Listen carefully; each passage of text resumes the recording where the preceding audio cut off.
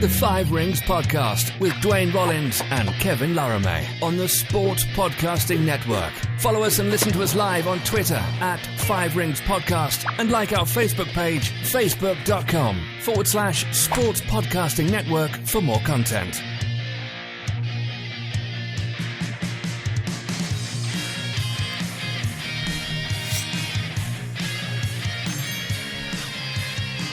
And good day, good night. Welcome to the Five Rings Podcast. We are back for day one, the review of day one. I'm Kevin Laramee, of course. We're joined by Duane Rollins. Duane, how do you feel after your first full day of Olympic competition? Tired. And when we didn't compete, we just watched. No, thank God I didn't complete. I don't think I'd be too good out there. Well, you know, my age, lack of fitness, and the fact that I didn't sleep, all combined, would have made it a bad day competing wise. No, I enjoyed it a great deal. The Saturdays, the weekends are always crazy. The middle weekends especially, but the first weekend too, just wall to wall, right? And you have to make choices, and there was a lot of games, team sports on to absorb. I watch more team sports than I'm used to because, well, there's more Canadian involvement. So yeah, good day though. I had some fun too, and of course we're going to get to our medals of the day. We're going to start with the wood, the poutine, and after the break, our bronze, silver, and gold for day number one.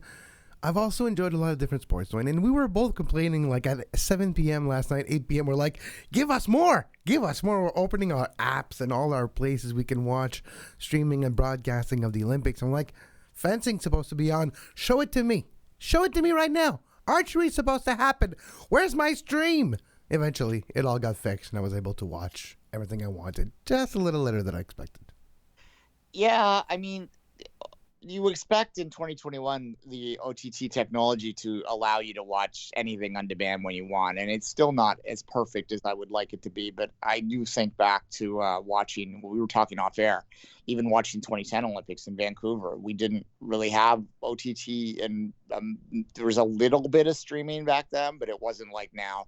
And it's really, we're kind of spoiled. I remember, I think I've told this story in Five Rings before, that when I was a kid watching the Barcelona games, and they had the red, white, and blue channel on our satellite dish growing up. We had one of those big satellite dishes you used to have in the backyard that you'd have to scan across the sky. Anyway, in the U.S., they had what was called the red, white, and blue channel, which allowed you to do exactly what we would have called OTT today.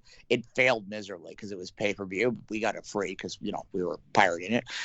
Because, you know, I think we get the statute of limitations has been gone on that one by now. You should be okay. I think that company probably went bankrupt since that. Yeah. So I remember watching that and loving it at the time, and it was exactly what I always wanted. And now you have it, so it's fun. But yeah. I did watch some fencing, and I gotta say, there were the crazy men in the fencing. Like, the amount of yells you would hear. I was like, who's yelling? Oh, wait, it's the guy with the mask. It's the actual fencer. And like, yeah! Oh, it was a lot of energy, and so much energy that one guy actually cut his arm. Well, not his arm. He did not cut his entire arm. Wait, let me rephrase this. Actually just sliced a little bit of his tip of his finger, and I was like, wow. The whiplash of that non-sharp blade actually was enough to cut that fencer. It was from Hungary. It was a match between Hungary and a fencer from Georgia, I believe. It was fascinating to see. Those are the competitions sometimes that slip under the radar, like the pistol, the fencing, archery. But traditionally, they do start the games with the first few medals, and we've seen some medals, and we'll talk about the air rifle later, but we saw some medals being handed out yesterday, and we saw great things in day one. I have to say, I'll get used to the schedule, but I'm looking forward to all the great competitions because it's going to be spectacular. Yeah, I love the summer games. It's constant. It's the winter games are fun, and they're always enjoyable, and they're maybe my third favorite international competition that happens, but this one is number one with a bullet. And watching the different sports is part of what makes me have always loved this. I mean, I was a kid that grew up watching, you know, on Saturday here in Canada, we had something called Sports Saturday on the CBC, which would sort of tape delay events from the previous couple weeks and put them into a little package 2-hour program in the afternoons on Saturday. It's like ABC's Wild World of Sports if you grew up in the States. And I love that. And I love the Olympics for exposing me to new things. So I look forward to that. But, I also watch some of my comfort food too here. I have a replay of the Canada-Chile women's soccer game on in the background as we're recording this. So, yeah. So, Holden.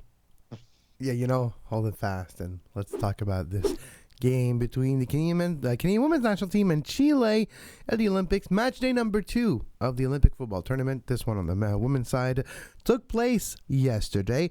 We'll talk about the U.S. in a second. Let's start with the first game that took place at 3:30 a.m. Well, today. Canada 2, Chile 1. Canada, of course, it was 0-0. Christine St. Clair got tripped in the box. VAR came into the game and awarded the penalty to Canada. Janine Becky steps up, and last time we saw her step up for the national team was in 2019, and she did miss that one, and it happened again. She did miss the penalty here, but the mental strength that she was able to accumulate and work on since then made a big difference, because she turned around and just a few minutes later puts the first one in the back of the net for Canada. Yeah, you're referring, of course, to the World Cup in France, where in the quarterfinal match, Janine Becky missed a vital penalty that ultimately resulted in Canada going out of that tournament. And at the time, we wondered why Christine St. Clair was not put forward to take that. The fact that Becky went up again to do this, I don't know whether that's, well, obviously there's some choice going on, right? That they have decided that Becky is going to take the penalties now. And the way she took that ball, and she was like, "You're not taking that ball away from me." She took that ball, put it underneath her arm, and be like, try me. It's unfortunate that she missed that penalty and hit that post, but you know what? That moment, I was like, well, she's taking the ball in front of St. Clair. You want to be St. Clair? You know what? Go ahead. No problem. If you think you can do it, then maybe you can. Look, Janine Becky is a key player for this player. If you listen to Soccer Today and listen to our coverage of the Canadian women's team before, you'll know, my thoughts on this is that she, to me, is the most important player on this team right now. Not, when I say that, it's like the player that you need to step up the most. Like Christine St. Clair is still a vital player, but they need players like Becky, like Rose, like Fleming. They need those guys to really push forward and step up a level. And, Becky got the 2 goals today, and mentally for her to overcome that. And she also had a real good chance she could have had 4. I was telling you off air, like she had missed the penalty. And then there was a play in the second half after they had got the lead where she had not quite a tap in, but a fairly open look and wasn't able to hit the target at that point. So, there were some chances left on the field for sure. Canada doesn't do things an easy way. They really struggle to score. And it could have been like they could have continued to score after 2-0, Duane. There was a chance, and the Nichelle Prince was creating a lot of movement on the flanks, and the ball was coming, and like Canada's going to score a third, and they almost did. And then they gave a penalty to Chile in the exact same way that they were given a penalty. A tackle from behind, heading the Achilles tendon, creating a fall in the box. It's a foul, and it's a penalty, Chile, with Urrutia. No relationship to Maxi Urruti, formerly of the Montreal Impact, now playing for Houston. But Urrutia did put that ball behind the net, and it's 2-1. Yeah, and Chile is they've improved a lot in the last 4 years or so.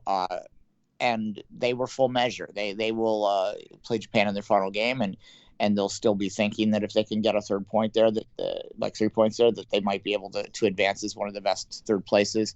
As it stands right now, Canada and GB, Team GB, both on 4 points. So it's not for sure that you're through as Canada or Team GB, but you would think 4 points will be enough to get you through to the quarterfinal. It really depends on whether you're 1, 2, or 3 and one of the best 3rd places at this point. And you want to kind of avoid being that 3rd place, because then you could draw a very big player in the quarterfinal. So yeah, you could get someone like the Netherlands or something, which you don't want. You don't want to play the Netherlands. They look really good in this tournament. If you're wondering, where can I get the breakdown of the group and the preview of match day number 3? That'll be Monday on Soccer Today, where Duane and I will break down the soccer tournament of the Olympic Games in more details and looking at the bracket and who can face who and all the possibilities. Let's continue and take a look at the results from last night. United States 6, New Zealand 1. What time is it? It's 6 past the keeper. and the U.S. gets their first 3 points of the tournament. Yeah, you wouldn't have wanted to be New Zealand heading into this one. The U.S. lost its first game in 50-some, 3-0 to Sweden, and that was pretty shocking to a lot of people. You know that's a team that's going to be pissed, to be gentle about it, and they're going to go out motivated. Yeah. You can use the hashtag the quote unquote motivated aspect. Yeah, I'm not surprised at all by that. Like, the U.S. they're not going to not qualify. There was never a chance of that. Sweden is looking very good in this tournament, and maybe it was underestimated a little bit as a European team. They should not be. If they can get their goal scoring going forward, then they have every chance to make some noise in this tournament. And this is a team in Sweden that has been to the semifinals of the World Cup. It's been to the into semifinals of the Olympics last. So there's a lot of stuff that they've done successfully, so you shouldn't sleep on them. And the U.S. probably did, or maybe just caught them on a day when Sweden was clicking. And then that doesn't discount the fact that the U.S. women are by far the best team in the world and should probably win this gold medal.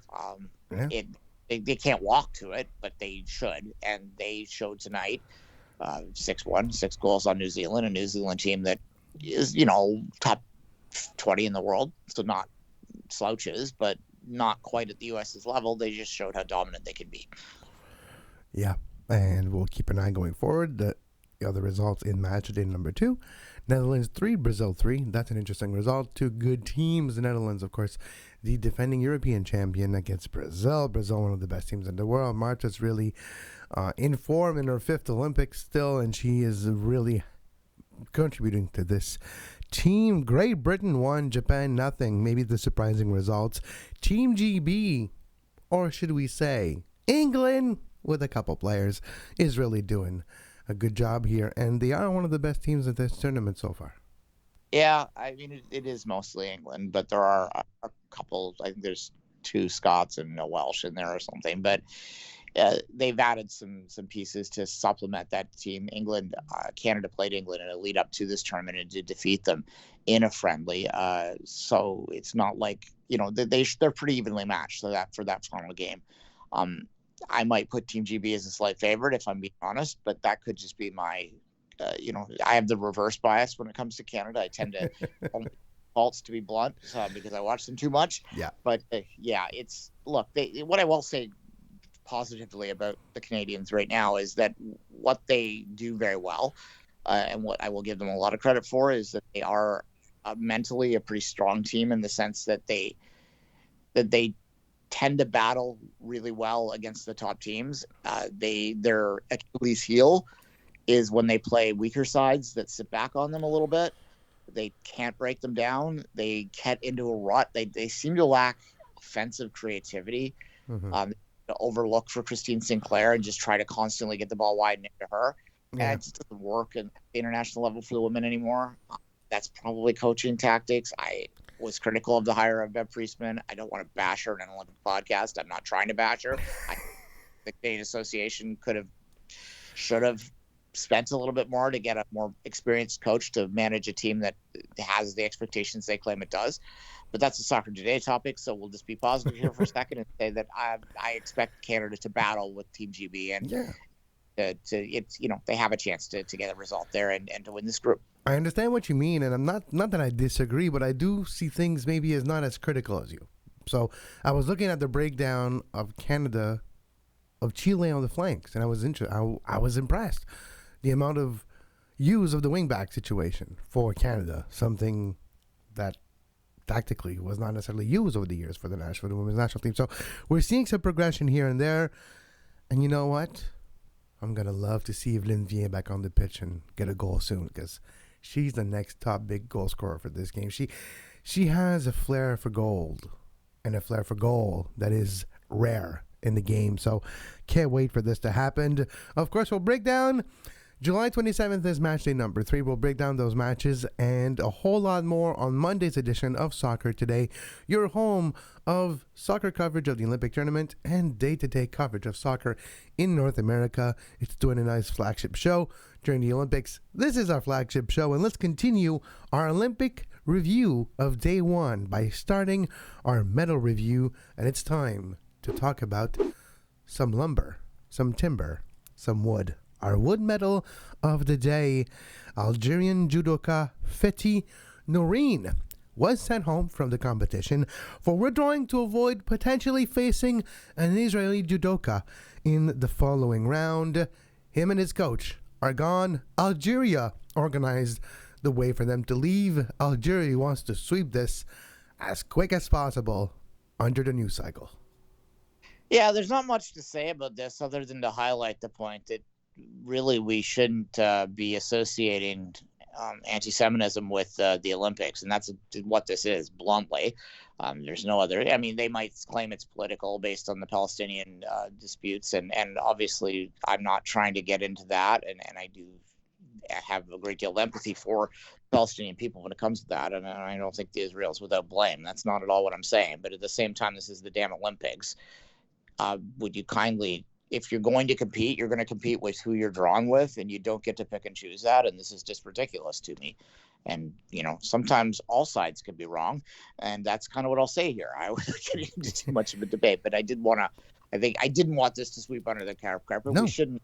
Yeah, we need to highlight these things and to face them and to criticize them. That it's racism, basically. So that's not be okay with that. And I'm happy that the Algerian Olympic Committee acted quickly, too. Maybe by recommendation of the IOC or the Japan Organizing Committee, because they're the one who is controlling things right now in Japan. But to me, that's how you deal with it.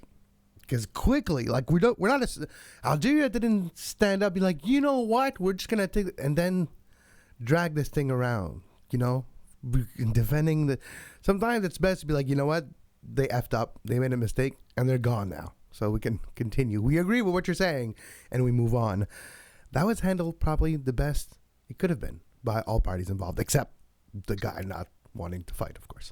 Yeah, I mean, look, how much hate do you have to have in your heart to give up your Olympic opportunity just because you were drawn against someone? Like, yeah, honestly. Of course, but it also hides more things. It's also probably the circle of persons that he hangs out with outside of the games, outside of sports. What sphere of society is he in his own right entourage, right? It makes a big difference to those ideologies and values, and that's probably where I guess the answer lies, and it has nothing to do with the sport of judo, the country of Algeria, or anything else, but that person and their own personal values. Yeah, no, I think it's worth pointing out that the Israeli athletes don't represent their government or their army in the same way that the Algerians doesn't either. And we are talking about a country that in 1972 had several of their athletes murdered for similar reasons, I assume. So look, I don't have a lot of patience for this stuff, especially now. It's too often. Wanted to highlight it. Let's move on and be positive now. Let's move on, and it's time to talk about the Canadian medal, the ubiquitous representation of Canada. We're talking about fries, gravy, and cheese, and that's called a poutine. And the best Canadian performance in our eyes last night was Michael Woods, the cyclist. He's one of the big names for Israel's Startup Nation. That's his cycling team, one of the biggest teams in the world. It has multiple Tour de France winner in Chris Froome, and other big names in that team. Of course, he's riding for Canada during the Olympic. He won a bronze medal in the 2018 World Championship, 16 or 18 anyway. In the World Championship, he won a bronze medal before. He's been on the podium of these big one-day races like the Olympics and like World Championship. This, Duane, and we'll talk about it later, this was the hardest Olympic road race ever. In 1976, it was, of course, in Montreal, and this was one of the tough ones, too. There was over 2,300 meters of climbing back in 1976. Same for the World Championship that might be coming back in Montreal in a few years' time in 2026. It would be the similar similar circuit, and it's the same. Here we're talking about 4,865 meters. That's almost 5 kilometers vertically of climbing on your bicycle in one day, in 6 hours, with temperatures over 30 degrees Celsius, while racing 200 other contenders for this race. This was a gargantuous task, and the Canadian fell just 0.2 seconds off the podium. Yeah, look, on one hand, you've got to be a little disappointed with that. But on the other hand, the thing about the endurance racers, and we've had the opportunity to talk to a few over the years, including our buddy Evan, which we'll talk about a lot during these games. But anyway, his craft dinner. Yeah, I was going to say, get some craft dinner and say you bought it because of Evan Dunphy, because hopefully he gets a kickback. So there you go. I doubt, but you know. They're a different animal in the sense of what they consider success. And I guarantee you that Mike Woods is happy with fifth. He's probably, a little disappointed that he doesn't get something tangible to take home. But this was so difficult, Duane. Like, he might be 0.2 seconds off the podium, not even, but he was miles away from the podium, might have been, because you know who finished third? The guy who just won 2 Tour de France. Finished second, one of the best cyclists right now of his generation. And who finished first? Well, a guy who finished on the podium of the Tour de France also just a few weeks ago. So we're talking about in-form cyclist Buck Mollema, one of the best time trialists, one of the best rider, rouleur, you would say, in the entire peloton. He got beat by like 4 of the best 8 cyclists of the world. So, and there's thousands of cyclists, by the way. So this was impressive. But you're right. The endurance athletes know that they were actually far, even though it looks like they were so close. Yeah, I mean, he in the interview after on CBC kind of pointed out that he tried to, and if you knew a little bit, and like you know a lot more than me when it comes to cycling, but I have an understanding of how the sport works, and my belief and my understanding is his strength was the climbs, and he's one of the better climbers in the world. And he tried to make a couple breaks, particularly on the last major climb that they had there with about 30K to go, and the rest of the pack understood what his strength was, and as soon as he took that break, they were and they wrapped him back in, and that's the thing about races, right? Exactly, and the fact that he finished 5th in the sprint, well, it wasn't a sprint because Carapaz was by himself, so we'll talk about that later when we talk about another colored medal. But Carapaz was on a breakaway with McNulty, about 35 kilometers to go. They both attacked the peloton. Well, the leading group at that point let them go, and that's when Mike Woods tried a couple times to bridge to them, was never able to. And McNulty, the American, actually broke down, wasn't able to continue and finish 6th, so he wasn't able to continue that breakaway with Carapaz, and Carapaz went on to win. So the sprint of that leading group was for the silver and the bronze, and you had 2 of the best, what we call hard sprinters. So after a long stage, after a climb, if you get a sprint, it's a different type of sprinters, right? It won't be the Mark Cavendish or the pure sprinters of this world that'll be there. It'll be more strong riders that are still there. And it's not Mike Woods' strength. And he still finished 4th of that sprint, 5th overall.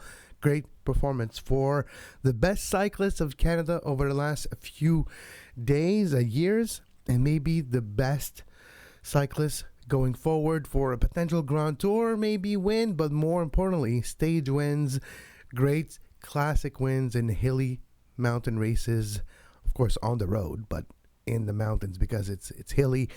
He's one of the best cyclists of his generations, and it was fun to watch him yesterday not only take part, but also dictate the pace of that race for a while. For sure.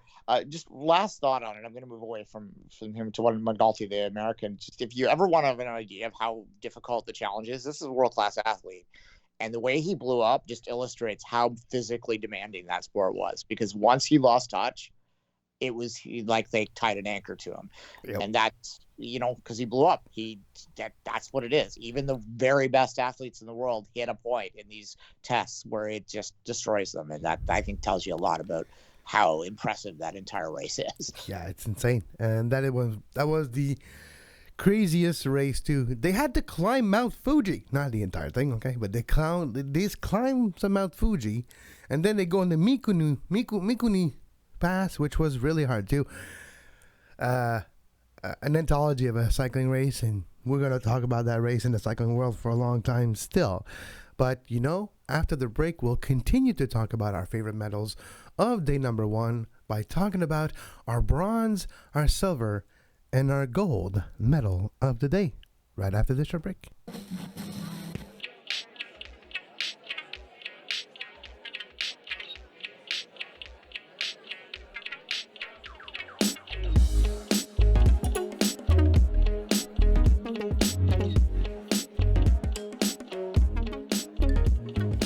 You're listening to the Five Rings Podcast with Duane, Rollins, and Kev Laramee.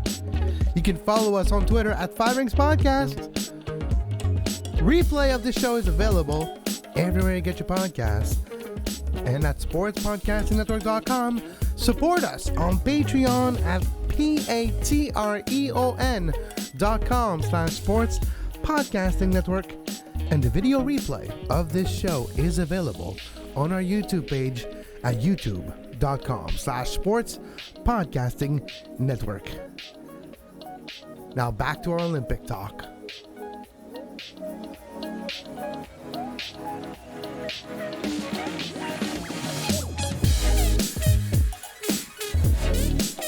And we're back. Kev Laramee with Duane Rollins. Low music to wake you up this morning. Duane, hope it worked. Let's talk about our first official bronze medal of the 2020 Olympic Games. It has begun. Real competitions has begun, and this was the first gold medal given out today or yesterday, depending on when you're listening to this. Day number 1, rifle. Gold medal, women's 10-meter rifle. No, it's not the rifle that's 10 meters. They're just 10 meters away from the target. Yang Yang got an Olympic record, new Olympic record to start these beautiful games with a total point tally of 251.8. The interesting aspect here is she wasn't winning. They were two really close that had one shot to go. And she did not go last. She went before last, and she kind of flubbed her shot, missed it a little bit. And she was convinced that it was off to knock her off the gold, and Galashina was going to get it. But then Galashina did the same thing, and she shanked her shot. It went like 1 millimeter away from where it's supposed to be, and for them it's shanking. For me, I would be really happy. But that was the case. And Yang Qiang gets her first gold medal for China, and this won't be the last for the country in these games. Yeah, I mean, I'm not going to pretend I'm going to break down the technical aspect of a shooting competition, although I have watched a bit of it over the years. They've changed the format. It used to just be like targets and the most points won. Now there's a head-to-head aspect to it, which does make it a lot more compelling from a spectator perspective. So if you haven't had an opportunity to watch the aiming sports, give them a try. I prefer archery to shooting, to be honest, because I think there's a little more to that, but just in terms of watching, you see an arrow go through the air, and I don't know, it seems better anyway. But you can think about the origin of the Olympic Games and be like, you know what, like Erototus and the arrows, like, okay, I can understand how it's more Olympic-y, if that is a word. Yeah, although both archery and shooting have been in the games for a very long time. The 10-meter the event today starts the games. It's usually the first gold medal of the games. Usually the Olympics keep the same schedule every time. They sometimes flip some sports, but by and large, the same sports are always on the first day and the second day, so you get used to the rhythms. And shooting is usually the first gold medal. I remember all the way back when the first Olympics I really remember, Kevin won't remember this, was in 84. And Canada got a gold medal on the first day with the shooter, and it was Lori something. I forget her name right now, but at any rate, I remember just being so excited by that. So yeah, it's always at a soft spot, and you always look forward to seeing that first gold. And as you say, with the Chinese contingent, they could win the medal race. There's a lot of unpredictability about this Olympics because of the COVID situation, and particularly as it relates to the Chinese, because the Chinese pulled a lot of their athletes away from the World Cup circuit for fear of bringing COVID back into China when they come home. So they weren't on a lot of activities. We saw it later that night with the Chinese beach volleyball team playing the Canadian volleyball team. They'd only played a couple games all year. No one knew, but then they won. So, right, exactly, they're preparing just fine, but we don't know what their form's like in a lot of cases. However, if you look at the top of the medal standing right now, they're already there. So exactly, and they might stay there for a while. Now let's move to our second medal of color, and this one, it will be our silver medal for today, and it goes to Distria Krasniqi, one of the best judoka in her category, under 48 kilogram. She's from Kosovo. She's one of the best in the world, but a gold medal for Kosovo doesn't come that often, and that is an amazing result and a remarkable result for Krasniqi. Yeah, and she was very emotional when she won it. It was lovely to see. I was watching the judo quite a bit tonight, and she claps to the mat, and she beat a Japanese judoka. They said that right, I think. I'm losing my sleep here because I've been awake too long. But anyway, she won over a Japanese competitor, and that was maybe upsetting for the home crowd, although there's no home crowd there. Home crowd at home. At any rate, and it was just quite emotional. But as you say, Kosovo, it's only their second gold medal of all time, both in judo, obviously very popular there.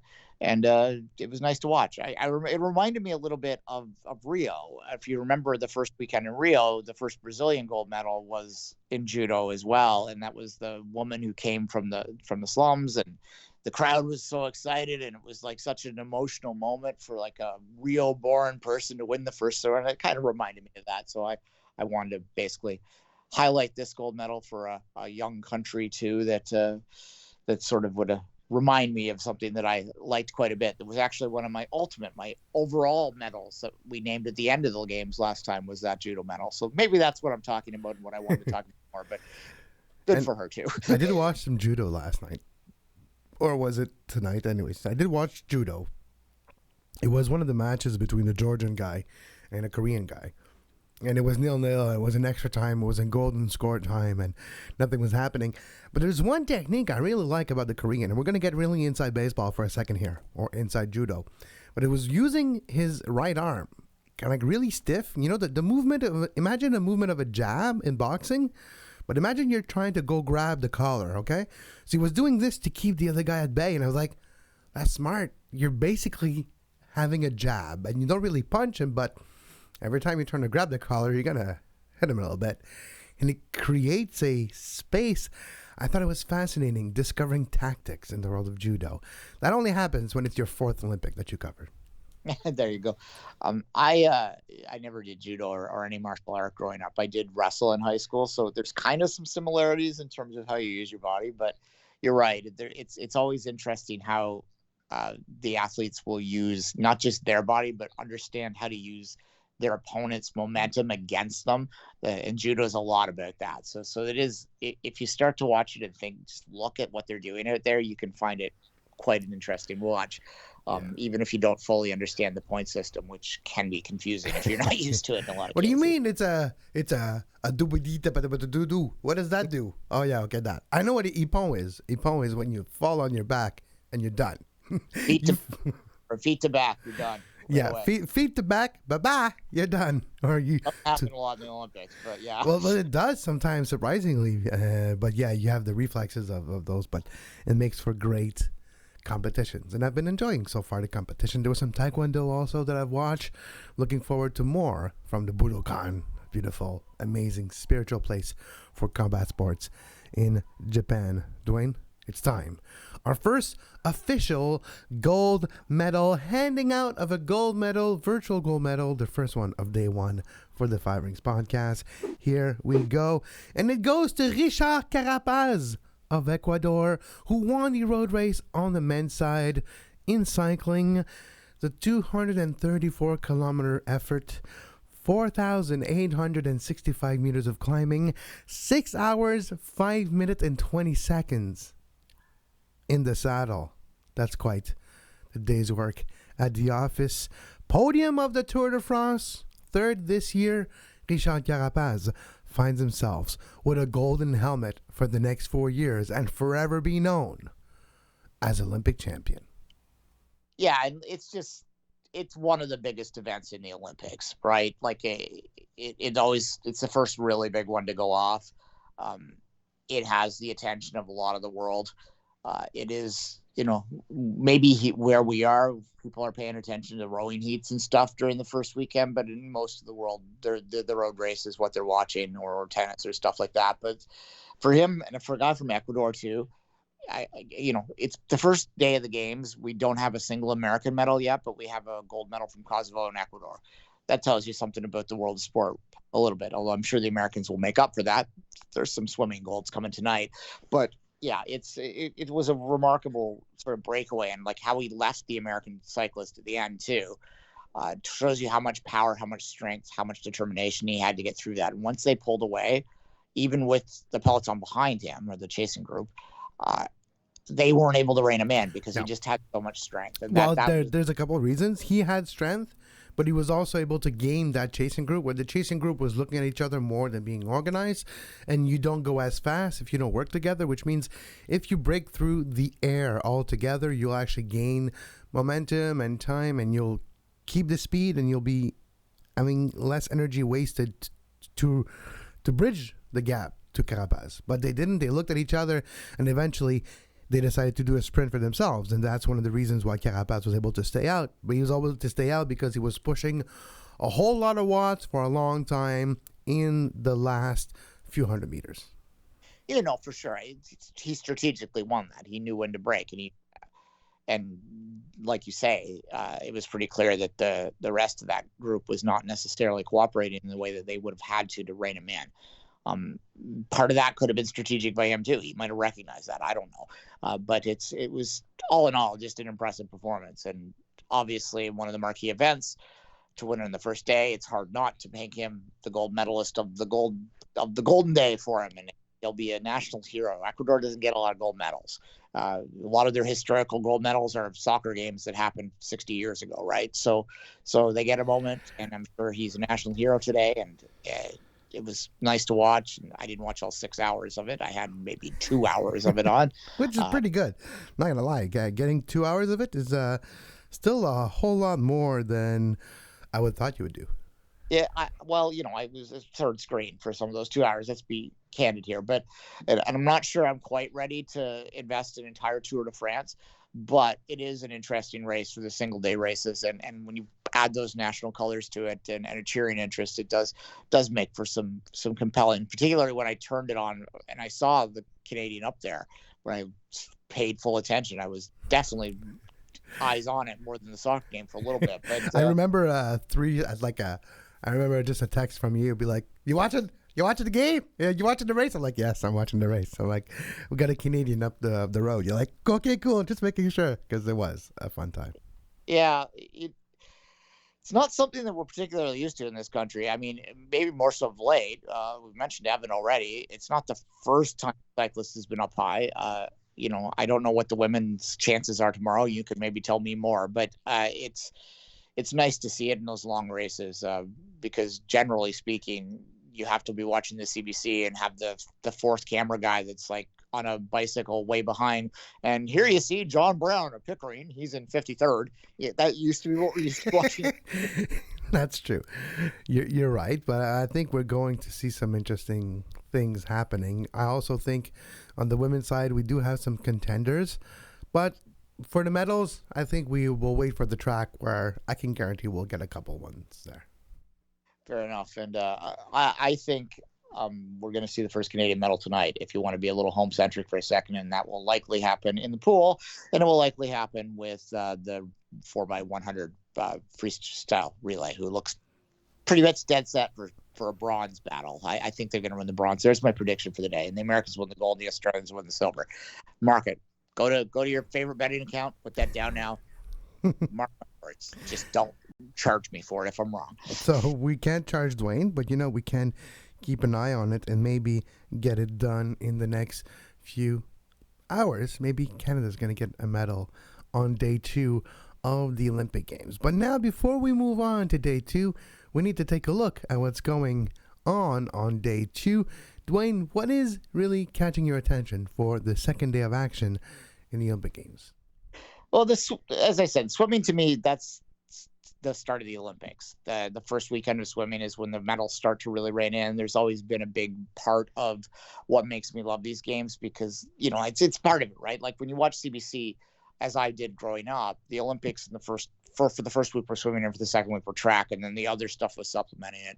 So to get the swim meet underway this morning with the heats, those are fine, but ultimately what you're really interested in are the medal races and the semifinals, which you'll see tonight starting, and that'll be a lot of fun. And I'm looking forward to that most of all. There's other stuff going down. I quite enjoyed Canada's softball win today. We should mention it. It might have been a poutine medal had we not had the big result. That probably would have been the poutine medal. The women's softball team 7-1 win over Australia.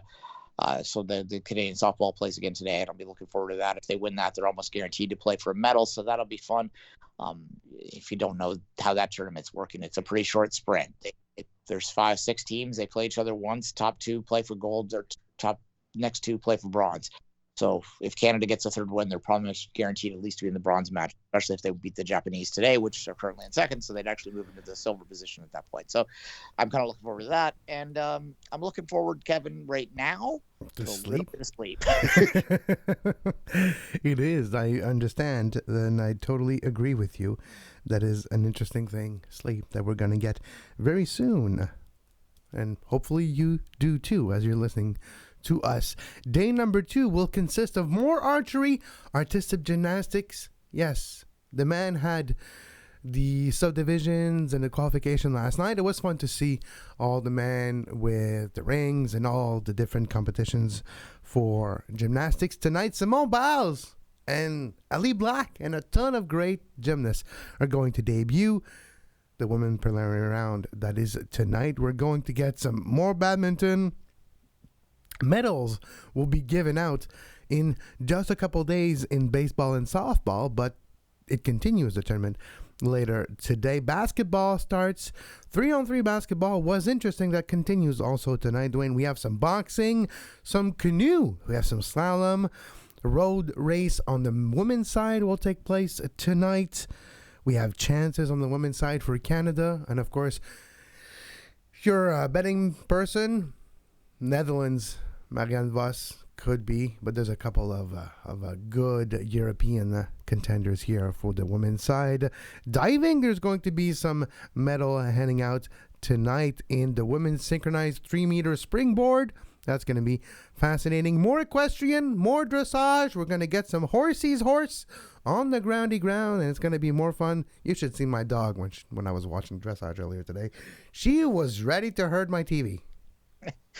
The horsey, and bouncies. This is when we get a little punch drunk, but halfway through the Olympics, we'll start calling the events by nicknames. Yeah. Well, if you watch dressage, that's what it should be called. Anyway, medals in judo tonight, and I'm looking forward to that. And more shooting and skateboarding is taking place tonight. The men's street, the entire competition, and the medals will take place. It's the beginning of the surfing, Duane, today. That'll be fun. Swimming, and like you mentioned, we're going to see some medals handing out at the pool tonight. Taekwondo, we're getting some medals. A real day of competition. Weightlifting also. I'm looking forward to day number 2. Precisely. It's halfway through the first weekend now. We'll get a full other day tomorrow, and yeah, we're gonna have to figure work week out next week, but excited to get going. We're early in the I haven't hit my second week depression yet, when I always 5 days out in the end. Duane's like, it just started. Duane's already only 10 days left. Like, calm down. Just enjoy the 10 days you have left instead of thinking when it'll be gone. But I understand. I think that because I've got because we've almost had the double state. Like, it used to be the winter and the summer in the same year, right? And that was really depressing when the summer would end, because you had a long time to go before 4 years. You got 4 years with nothing. It's a desert. It's a desert right there. It's like crossing the desert. Yeah, now we've got 6 months to go to Beijing, which actually seems surreal more than it does exciting at this point. And then it's only a couple of years. They're coming quicker now, so that's going to be okay. Looking forward to it. Looking forward to a little sleep now, as I said earlier, and getting my schedule figured out here. It's always tough the first day. I'll get used to it, and we'll get used to it, and you'll get used to it too. And we'll be right back tomorrow for another edition of the Five Rings Podcast. Daily coverage of the Tokyo 2020 Summer Games. And you can follow Duane on social media at 24th Minute, myself at Kev Laramee, and this show at Five Rings Podcast. You can subscribe to our YouTube page for all the video replay, youtube.com/sports podcasting network. You can support us financially at patreon.com/sports podcast network. We are, of course, financed by our viewership, and it is because of all your contributions over the years that we're able to get the production values that we have today, dedicating time on research, on, of course, the how to produce a show like we are. We are independently produced, and this is all our talent put together on your screens and in your ears. And as always, until tomorrow, for Duane Rollins, I'm Kev Laramee. Have a great Olympiad.